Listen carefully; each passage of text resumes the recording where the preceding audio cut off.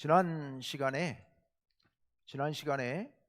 아모스 선지자가 본 환상 5가지가 나온다라는 말씀을 드렸고, 지난번에 첫 번째, 두 번째, 세 번째 환상까지를 보았습니다. 첫 번째, 두 번째 환상은 하나님께서 이스라엘 백성을 심판하겠다고 하실 때 아모스가 주님께서 이 연약한 백성들을 보아서 용서해 달라고 간구하니까 하나님께서 그 간구를 들으시고 심판을 멈춰 주셨습니다. 그런데 이제 세 번째 재앙부터는 하나님께서 아모스가 중보 기도할 틈도 없이 심판을 시행을 하시게 되죠. 심판하시겠다고 말씀하시죠. 이제 이어서 중간에 이제 다른 말씀들이 좀 끼어 있었는데 그건 지난번에 저희가 미리 당겨서 했었고요. 오늘 이제 8장 1절부터 3절까지 말씀에 네 번째 재앙이 나오고, 다음에 보게 될 9장 첫머리에 5번째 재앙이 나오게 됩니다. 오늘 네 번째 재앙으로부터 시작하고요. 석절, 그리고 그 나머지 부분들은 이스라엘 백성들의 죄악상, 그리고 하나님의 심판 말씀들이 나오게 됩니다. 자, 먼저 오늘 절수가 좀 많은데요, 내용은 우리가 이미 앞에서 많이 접했던 부분이기 때문에 좀 빠른 속도로 나가도록 하겠습니다. 먼저 1절 우리 다 함께 읽어보겠습니다. 주 여호와께서 내게 이와 같이 보이셨느니라. 보라, 여름 과일 한 광주리이니라. 아멘. 하나님께서 환상을 보여주셔요. 그게 환상이었는지 실제 하는 것을 보고 생각할 즈음에 하나님께서 그것을 다시 보게 하신 건지는 우리가 확실히 알 수 없지만, 그러나 어쨌든 상관없습니다. 뭘 보여주셨느냐? 보라, 여름 과일 한 광주리이니라. 여기 보라, 요거는 다 아모스 말입니다. 내가 본 게 여름 과일 한 광주리였다라는 그런 말입니다. 여름 과일, 이제 이스라엘의 이게 밭농사는 겨울에 밀, 보리 이런 건 이제 주로 겨울에 짓고 여름에 농사 안 되고, 그리고 여름 계절에는 이제 과일들은 자랍니다. 그건 이제 주로 요단강 주변에 그 물이 많은데 이런 데서는 아주 맛있는 과일들이 아주 많이 풍성하게 잘 자라는 곳입니다. 그래서 과일들을 수확을 하고 이렇게 할 텐데, 이제 가을 참이 된 겁니다. 초가을이 된 겁니다. 그래서 익은 많은 과일을 따서 이 먹음직스러운 과일을 큰 광주리 하나에 가득 담아놨습니다. 여러분 어떨 것 같아요? 과일을 수확했어요. 요즘 올해는 흉년이 들어서 그렇습니다만은 사과, 배, 감 등등 과일들을 이렇게 많이 수확해서, 우리가 농사를 짓는 건 아니지만 많이 수확이 되면 또 값도 떨어지고 우리 사다가 이렇게 놓으면 굉장히 마음이 풍족해지고 풍성해지죠. 그런데 자기들이 농사를 지어가지고서 가을에 여름 과일을 잔뜩 수확해서 큰 광주리에 가득 차게 하나를 담아놨으니 얼마나 마음이 뿌듯하겠습니까? 그거 보면서 기쁘고 행복하고 만족함을 누리게 되고 또 안심하게 될 겁니다. 이제 겨울 동안 먹을 식량이 이렇게 준비가 되니까요, 안심하게 될 겁니다. 자, 그런데 2절로 가봅니다. 2절 다 같이요. 그가 말씀하시되 아모스야, 내가 무엇을 보느냐? 내가 이르되 여름 과일 한 광주리이니이다 하매. 예, 하나님께서 아모스에게 물어봅니다. 네가 지금 보고 있는 게 뭐냐? 아모스가 여름 과일 한 광주리니이다 라고 대답을 합니다. 괄호 안에 있는 게 히브리어로 카이츠라고 하는 건데요, 카이츠. 그래서 카이츠입니다 라고 이제 얘기를 한 겁니다. 그랬더니 그에 대해서 2절 하반절에 이렇게 말씀을 하십니다. 다 함께요, 시작. 여호와께서 내게 이르시되 내 백성 이스라엘의 끝이 이르렀은즉 내가 다시는 그를 용서하지 아니하리니. 아멘. 여기 둘째 줄에 끝이라는 단어가 있고 그 안에 괄호 안에 지금 히브리어로 캐츠라고 기록이 되어 있는데요. 그런데 요 말씀, 이 카이츠, 캐츠, 이 말씀이 전혀 관계없는 비슷한 음으로 들리는데 약간 다른, 전혀 뜻은 다른. 그런데 이게 이제 고대 그 당시에는 이 두 개를 읽을 때 거의 같은 소리로 읽었다고 합니다. 케이스 뭐 이렇게 읽었다고 그래요. 그것을 하나님께서 말씀을 하시는데요. 자, 아까 무엇을 봤다고요? 여름 과일 한 광주리 카이스를 보았어요. 그런데 그것을 보고서 하나님께서 그걸 보고 아모스 또는 다른 사람들은 모두 다 하나님께서 우리에게 풍성한 열매를 주셨구나. 이 풍년을 상징하는 과일, 이 달콤하고 맛있는 과일을 잔뜩 거두었으니 얼마나 풍요로운가 하고 있는데, 인간적으로는 뭐 그런 정도 생각하겠죠. 그런데 하나님께서 너 지금 뭐 보고 있느냐? 왜? 이 여름 과일 한 광주를 보고 있는데요. 하나님께서 말씀하시기를 그것을 보면서 너는 뭘 생각하라? 끝을 생각하라. 이렇게 말씀을 하시는 겁니다. 이스라엘의 끝. 이스라엘의 끝이면 뭐겠어요? 하나님의 심판이에요. 멸망이 무르익었다는 말씀이에요. 과일이 무르익은 과일을 한 강줄이 따놓은 것을 보고 있는데, 하나님께서 그걸 보시면서 사실은 이스라엘의 마지막 날이 무르익었다라는 충격적인 말씀을 하십니다. 하나님께서 아모스에게 아주 독특한 방식으로 예언을 하시는데요, 환상을 보여주시는데요, 이 과일 한 광주리를 보고 인간들은 도저히 상상할 수 없는 다른 말씀을 하나님께서 하시는 겁니다. 음은 같지만 뜻은 전혀 다른 말씀을 하면서 저걸 보면서 이걸 상상하라 라고 하나님 말씀하시는 거죠. 그게 바로 이스라엘의 끝, 이스라엘의 멸망. 셋째 줄에 내가 다시는 그를 용서하지 아니하리니, 하나님께서 이스라엘을 다시는 용서하지 않겠다라고 여기서 선포하십니다. 하나님께서 왜 이스라엘을 이렇게 심판하겠다고, 다시는 용서하지 않겠다고 말씀하실까? 그 과정은 우리가 그동안에 아모스를 쭉 봐오면서 그 이유는 봐왔고요. 또 이후에도 조금 더 나오게 될 겁니다. 이젠 더 이상 하나님께서 용서하지 않고 반드시 심판하겠다라는 하나님의 뜻을 아주 강하게 말씀하고 계십니다. 3절로 가봅니다. 다 함께 시작. 그날에 궁전의 노래가 애곡으로 변할 것이며 곳곳에 시체가 많아서 사람이 잠잠히 그 시체들을 내어버리리라. 주 여호와의 말씀이니라. 아멘. 궁전의 노래가, 이건 궁전의 노래라고 번역해도 괜찮고 성전의 노래라고 번역해도 괜찮습니다. 성전에서 사람들이 기쁜 마음으로 축제의 예배를 드리는데 거기서 부르는 그 축제의 노래가 무엇으로 변할 것이다? 애곡으로 변할 것이다. 애곡이 뭐예요? 슬픈 노래. 이게 장송곡을 얘기하는 겁니다.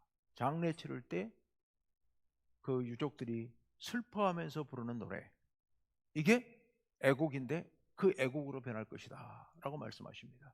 하나님께서 심판하실 것을 이렇게 말씀하신 거죠. 근데 어떻게 심판하실 거냐? 곳곳에 시체가 많아서 하나님께서 백성들을 치시는데 그 시신이 곳곳에 널려 있어서 그것을 치울 때 사람들이 조용히 잠잠히 시체들을 내버릴 것이다. 사람들에게 알리고 떠들고 울고 할 틈도 없이 너무 시신이 많아서 너무 많은 사람들이 희생당하니까 치우기에 급급할 것이다. 아무 소리 안 하고 우리 집에도 죽었어, 너네 집에도 죽었어, 이런 거 뭐 이야기할 틈도 없이 그냥 갖다가 내버리는데 급급할 것이다 라는 그런 말씀입니다.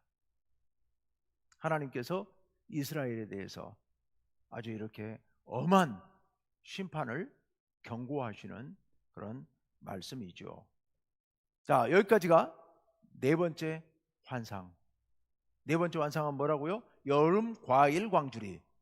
그런데 그걸 보여주시면서 무엇을 생각하게 하셨다? 끝을 생각하게 하셨다. 끝이 무르익었다 라는 말씀을 하고 계십니다.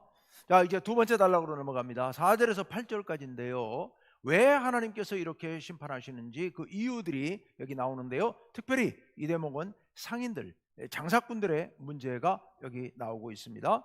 4절 다 같이 읽습니다.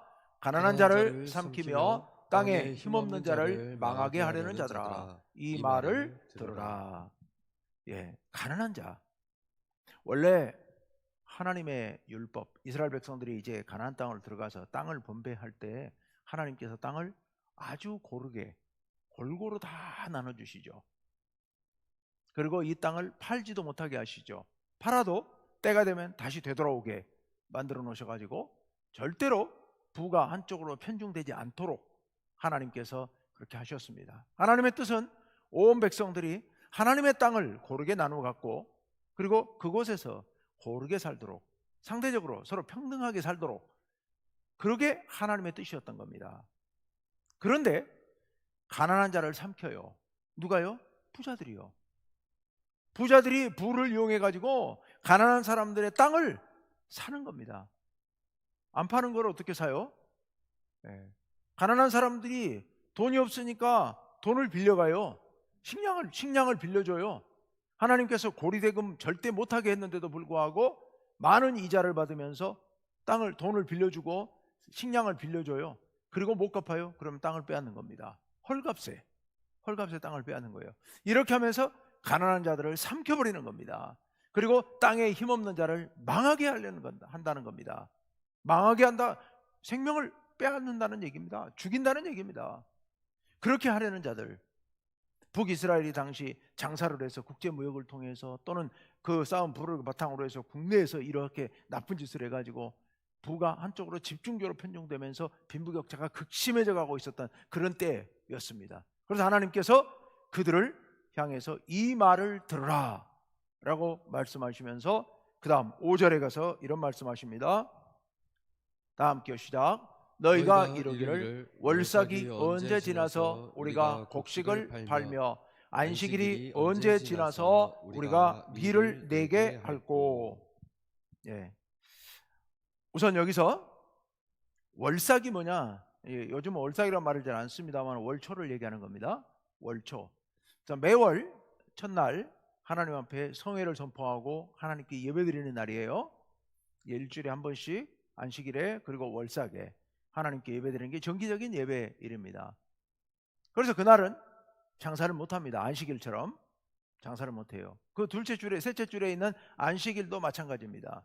안식일에도 장사를 못하게 돼 있잖아요. 그런데 상인들 입장에서는 그날이 너무 아까운 거예요.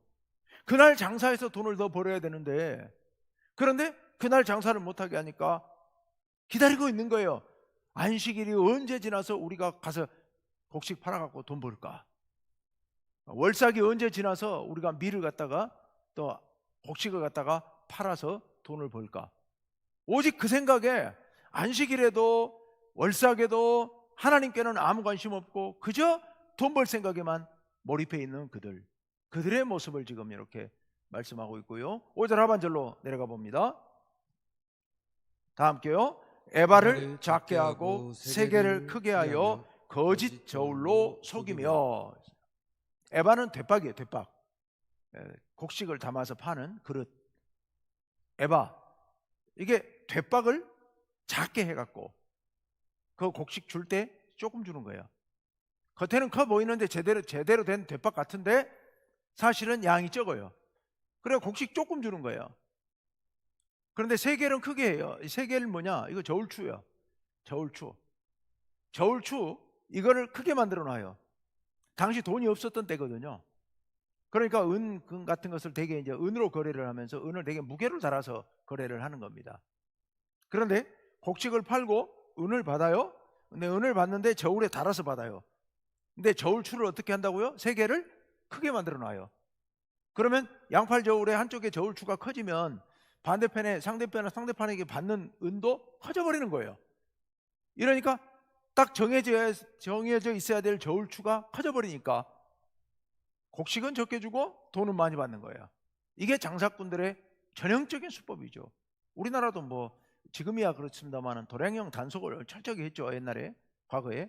지금은 이제 그런 게 없습니다만은 뭐 지금도 사실 어찌 보면 뭐 그런 게 있죠. 그런데 당시에는 그렇게 했던 겁니다. 그래서 하나님께서 이 말을 듣고 그 공산품들 같은 것들도 살살 속일 수만 있다면 눈속임으로 양을 좀씩 줄이잖아요. 이게 저울을 속이는 겁니다. 그렇게 해서 폭리를 취하려고 하는 거죠. 장사꾼들이 하는 일이라는 게 어떻게든 하나님께 예배드리는 날까지도 예배에 집중하지 못하고 돈 벌 궁리에 전전긍긍하게 되고, 하나님의 안식일, 하나님의 월삭이 싫은 거예요. 그날 돈 벌어야 되는데 돈 못 벌게 하니까 그게 성가시고 귀찮은 거예요. 그리고 틈만 나면 이렇게 저울 속이고 대박을 속여가지고 폭리를 취하고, 이렇게 해서 많은 이익을 남겨서 자기 배를 불리는 거예요. 이게 당시 그들의 모습이었다는 겁니다. 저울추를 속이고 되를 속여서 사회적인 신뢰를 무너뜨리는 거예요. 이게 여러분, 사회적인 신뢰가 무너진다고 하는 거, 이게 진짜 무서운 겁니다. 우리 요즘 우리 어디 가면 물건 사고 할 때 이게 제대로 대박을 속이지 않나, 속이나 안 속이나, 저울을 속이나 안 속이나 이런 거 신경 씁니까? 정육점 가면 저 저울 저거 맞아? 우리 여러분 그런 분 아무도 안 계시잖아요. 근데 이게 한번 신뢰가 무너지기 시작하면요, 그거 다 확인해야 되잖아요. 사회적으로 굉장한 비효율이 발생하게 됩니다. 신뢰가 무너진다고 하는 거, 이건 무서운 일입니다. 제가 목회자들에게, 같이 목회하는 동료 목회자들에게 제가 가끔 한 번씩 그런 얘기를 말할 기회가 되면 그런 얘기합니다. 목회자가 정말로 조심해야 될 게 있다면, 그게 가장 조심해야 될 게 있다면 그게 바로 성도들에게 신뢰를 잃어버리는 것. 성도들의 신뢰를 잃어버리는 일을 하지 말라. 그거는 정말 이건 다 잃은 것이다. 그 다음에 목회를 어떻게 하냐, 그래야 목회를 어떻게 하겠느냐, 이런 얘기를 제가 가끔 하는데요, 목회자뿐만 아니라 이 사회적인 신뢰를 잃어버린다고 하는 것, 그 신뢰를 무너뜨린다고 하는 것은요, 이건 사회적으로 보면 엄청난 마이너스입니다. 하나님께서 그 부정의를 싫어하시는 거죠. 그래서 그들을 심판하시겠다고 지금 말씀하십니다. 자, 이제 6절로 가보겠습니다. 6절 다 같이요. 은으로 힘없는 자를 사며 신한 켤레로 가난한 자를 사며 찌꺼기 밀을 팔자 하는도다. 아멘. 이 장사꾼들의 하는 지금 짓을 이렇게 계속 이어서 말씀하고 있습니다. 자, 적은 은으로 힘없고 돈 없는 사람들을, 신분을 사는 거예요. 그래서 그 사람들을 딴 사람에게 종으로 팔아먹는 거예요. 그 다음에 신한 켤레 값으로 가난한 자를 사는 거예요. 신한 켤레 값으로, 그러니까 헐값으로 가난한 사람의 신분을 사서 종으로 팔아먹는 이런 악행을 범하고 있는 겁니다. 밀을 파는데요, 부자들이니까 다 독점해가지고 밀을 파는데 찌꺼기 밀을 파는 겁니다. 사람이 먹기 어렵고 동물 가축으로는, 가축의 사료로나 쓰는 그런 곡식을 파는 겁니다. 돈 받고요. 근데 이게 독점하고 있기 때문에 그래도 사갈 수밖에 없는 거예요. 가난한 사람들이 먹고 살아야 되니까.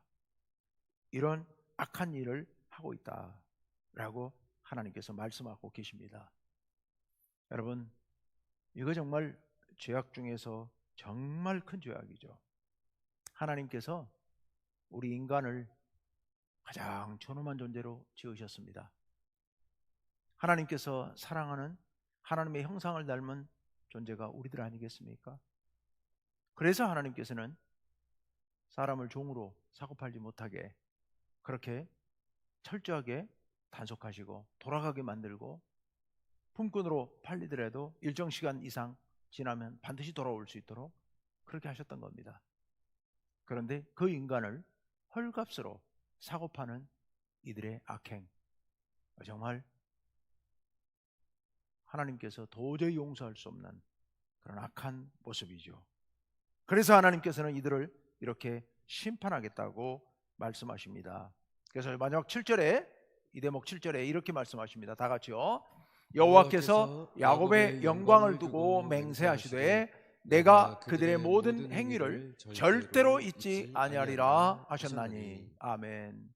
여기 야곱의 영광을 두고 맹세하셨다. 야곱은 이스라엘을 말하죠. 이스라엘 민족이 가장 영광스럽게 생각하는 것이 뭘까요? 야곱의 영광, 바로 하나님이요. 여호와 하나님이, 우리 하나님이라는 게 이스라엘 백성들에게는 최고의 영광인 거예요. 그러니까 하나님께서 내가 너희들이 가장 영광스럽게 생각하는 나의 이름을 갖고 내가 맹세한다. 내 이름을 걸고 내가 맹세한다. 내가 너희의 모든 행위를 절대 잊지 않을 것이다. 반드시 심판하겠다 라는 말씀을 하고 계시는 겁니다. 우리도 오늘날 구체적인 모습은 이들과 다르더라도 행여라도 우리가 이런 사람들처럼 이렇게 행하면 안 될 겁니다.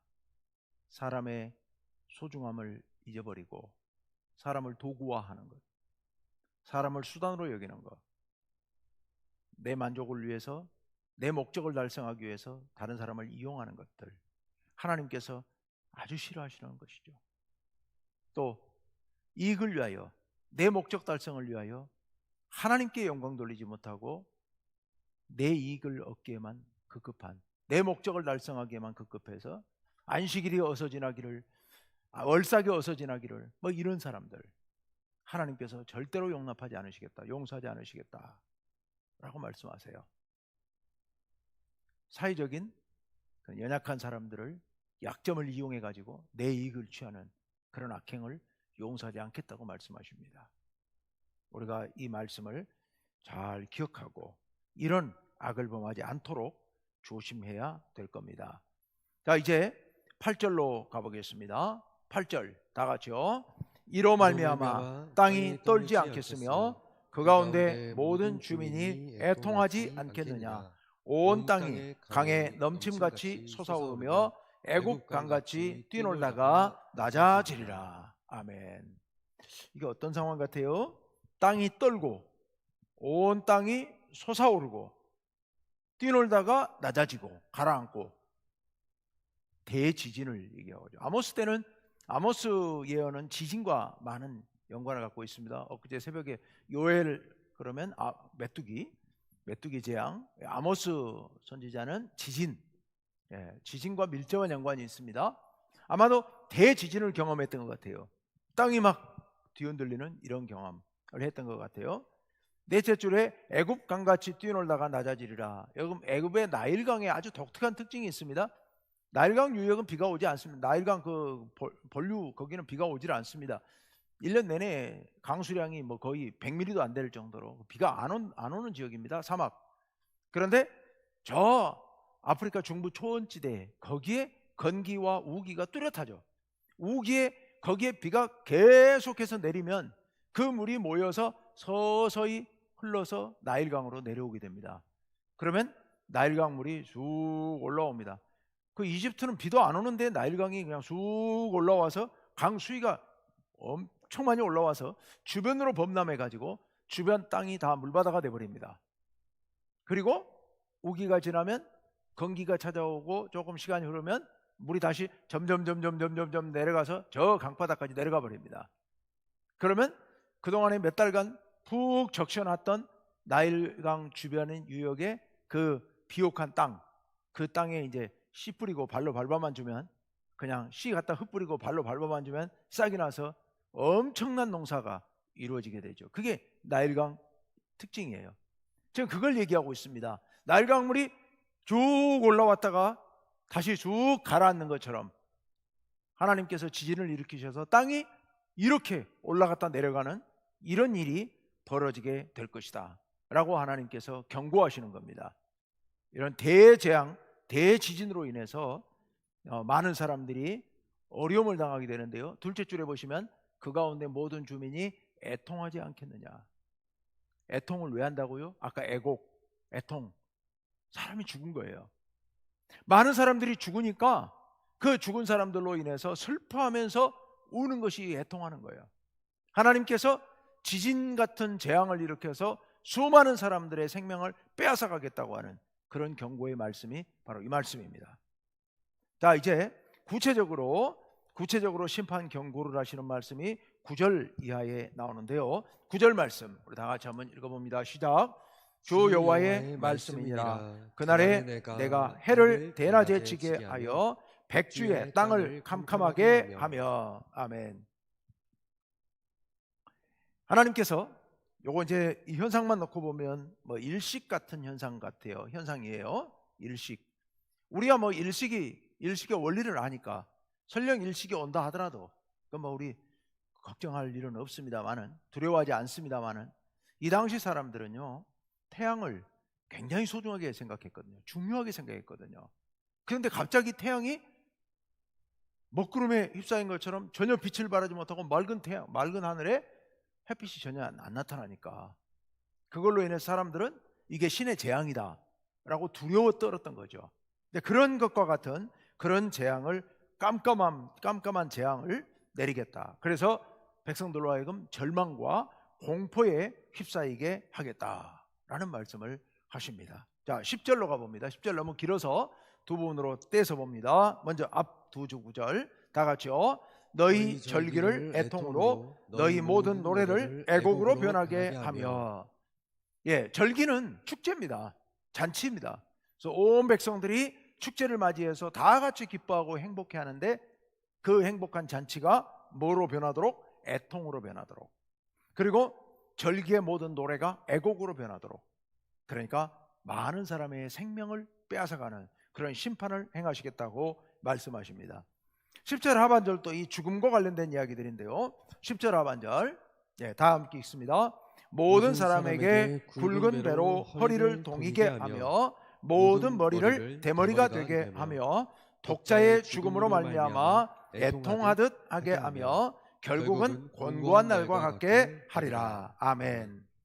앞에 두 구절은 이 장례 치를 때의 문화 관습이에요. 가족의 장례를 치를 때 여기 굵은 배로 허리를 동이고, 그리고 머리를 미릅니다. 하얗게 밀어요, 머리를. 이게 상을 당한 사람이, 가족이 장례를 치를 때의 풍습이에요. 그거를 지금 여기 대머리가 되게 한다 이렇게 얘기하고 있습니다. 머리를 빡빡 밀게 했다. 슬픔의 표현으로 사람이 죽었기 때문에요. 그런데 그 죽음이 얼마나 충격적이냐면 셋째 줄에 독자의 죽음으로 말미암아 애통하듯 하게 하며. 여러분, 애굽에 하나님께서 모세를 통해서 재앙을 내리실 때 10번째 재앙이 장자의 죽음이었죠. 장자의 죽음과 독자의 죽음 둘 중에 어느 게 크겠어요? 어느 게 더 슬프겠습니까?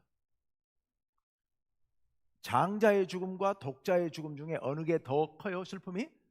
독자의 죽음이죠. 비교가 안 되는 거죠. 장자의 죽음은 둘째 아들, 셋째 아들이 있을 수 있지만, 독자의 죽음은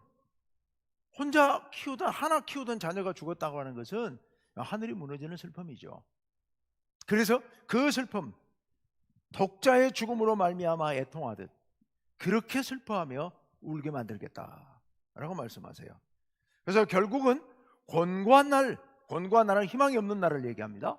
희망이 없는 날처럼, 그렇게 끝나는 것처럼 그렇게 슬퍼하게 만들겠다라고 말씀하십니다. 자, 이제 11절부터 14절 말씀 쭉 연이어 봅니다. 11절 말씀 다 같이 읽습니다. 시작. 주 여호와의 말씀이니라. 보라, 날이 이를지라 내가 기근을 땅에 보내리니 양식이 없어 주림이 아니며 물이 없어 가람이 아니요 여호와의 말씀을 듣지 못한 기갈이라. 아멘. 12절도 마저 읽을까요? 12절. 이 바다에서 저 바다까지, 북쪽에서 동쪽까지 비틀거리며 여호와의 말씀을 구하려고 돌아다녀도 얻지 못하리니. 아멘. 아멘. 하나님께서 기근을 보내신다고 말씀하십니다. 그런데 그 기근이 양식이나 물이 없는 기근이 아니고, 무엇이 없는 기근이라고요? 말씀이 없는 기근이 될 것이다. 말씀이 없는 기근이 될 것이다. 여러분, 어느 게 나을까요? 양식이나 물이 없는 기근하고 하나님의 말씀이 없는 기근하고 어느 게 낫겠어요? 말씀이 없는 기근이 더 나을 것 같지 않아요? 양식이나 물이 없으면 단 며칠을 살 수 없잖아요. 말씀은 없어도 어떻게든 뭐 해볼 수 있나요? 우리가 사실 상식적으로 언뜻 생각하면 양식이나 물이 떨어지는 게 훨씬 더 현실적인 문제고 심각한 문제일 겁니다. 그건 뭐 모든 사람이 똑같이 생각하겠죠. 그런데 하나님의 말씀이 없는 기근은 그거보다 더 심각한 기근이라는 것을 오늘 우리들에게 깨우쳐 주시는 말씀이에요. 하나님의 말씀이 들리지 않는 기근, 이거 다른 말로 표현하면은 하나님께서 우리에게 아무 반응을 안 보이시는 거예요. 아무리 기도해도 하나님께서 마치 계시지 않는 것처럼 전혀 반응이 없으시는 하나님. 우리에게 어떤 흔적도 보여주시지 않는 그런 하나님. 도대체 하나님께서 계시는지 안 계시는지, 여러분 이거요, 신앙생활 하시면서 여러분 겪어보셨는지 모르겠습니다만은 정말 힘든 고통입니다. 하나님께서 아무 반응이 없으세요. 마음 가운데 마치 하나님이 안 계시는 것 같아요. 하나님이 안 계시는 것 같고, 나하고 아무 상관없는, 내가 하나님과 아무 상관없는 사람이 돼버린 것 같은, 고아처럼 버림받은 것 같은 그런 마음이 드는 거, 이거 신앙인들에게는 엄청난 충격이죠. 그래서 이 바다에서 저 바다까지, 그러니까 서쪽에 지중해로 갔다가 동쪽에 사해를 바다로 갔다가 어디로 가도 하나님을 찾을 길이 없어요. 북쪽으로 가도 동쪽으로 가도 어디를 가도 하나님을 찾을 길이 없어요. 그런 상황, 이거 우리 신앙인들에게, 이스라엘 백성들에게 재앙 중에서는 가장 큰 재앙, 다른 것과 비교할 수 없는 엄청난 재앙인 거죠. 하나님께서 계시를 중단하시겠다, 하나님께서 기도 들으시지 않겠다, 아무 반응도 없이 난 너하고 아무 상관없다, 하나님과 우리의 관계의 단절. 제가 늘 말씀드립니다만은 신앙은 하나님과의 관계인데요, 근데 이게 완전히 끊어져 버리면, 이 관계가 단절돼 버리면 이건 정말 큰 절망인 거죠. 그 어디에도 희망이 없는 상태, 최악의 고통. 이게 바로 하나님의 말씀이 없는 기근. 우리가 그런 기근을 만나지 않아야 될 줄로 믿습니다. 여러분, 그러지 않기 위해선 우리가 늘 깨어 있어야 됩니다. 또 죄를 멀리해야 됩니다. 가장 어려운 부분이 죄예요. 범죄하게 되면 나부터 마음이 움츠러들어서 하나님을 내 스스로 멀리하게 됩니다. 내 스스로 하나님을 피하고 싶어집니다. 그게 누적이 되면요, 하나님과 점점 멀어져서 나중엔 감감해지고요, 나중에는 깜깜한 어둠으로 접어들게 됩니다. 말씀 읽지 않고 기도하지 않으면요, 처음엔 괜찮아요. 늘 기도하시던 분들이 기도 안 하고 하루 이틀, 한 달, 두 달 지나가면요, 처음엔 괜찮아요. 편해요. 근데요, 어느 정도 시간이 지나면요, 영혼이 갈증을 느끼게 되는데요, 그때는 회복하려고 그럴 때 엄청나게 힘이 들죠. 오래 하나님으로부터 멀어져 있는 사람이 다시 회복하려고 그러면요, 과거와는 비교할 수 없을 정도로 많은 노력을 기울여야 됩니다. 여러분, 그런 상태에 빠지지 않도록 늘 깨어 있어야 됩니다. 늘 깨어 말씀 보고, 늘 깨어 기도하고 찬양하고.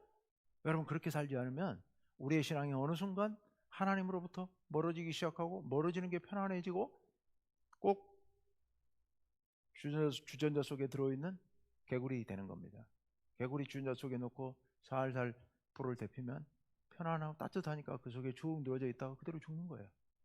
그대로 죽어가도 모르는 거예요. 아무 반응도 없이. 우리가 그런 꼴 돼버릴 수도 있습니다. 하나님의 양식이 없는, 하나님의 말씀이 없는 기근, 이 기근은 양식과 물이 없는 기근보다 더 심한 기근이다라는 거 잊지 마시기를 바랍니다. 그래서 이로 인해 13절에 다 함께요, 그날에 아름다운 처녀와 젊은 남자가 다 갈아여 쓰러지리라. 아름다운 처녀가 아름답다는 데 포인트가 있는 게 아니라 젊고 생명력이 넘친다는 데 포인트가 있는 거예요. 젊은 사람들도 다 쓰러질 거란 얘기입니다.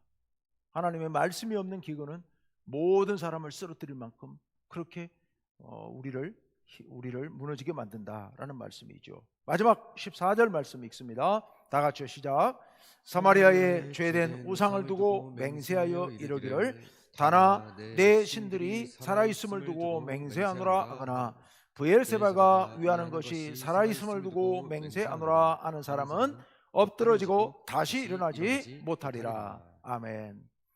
우상 얘기합니다. 우상.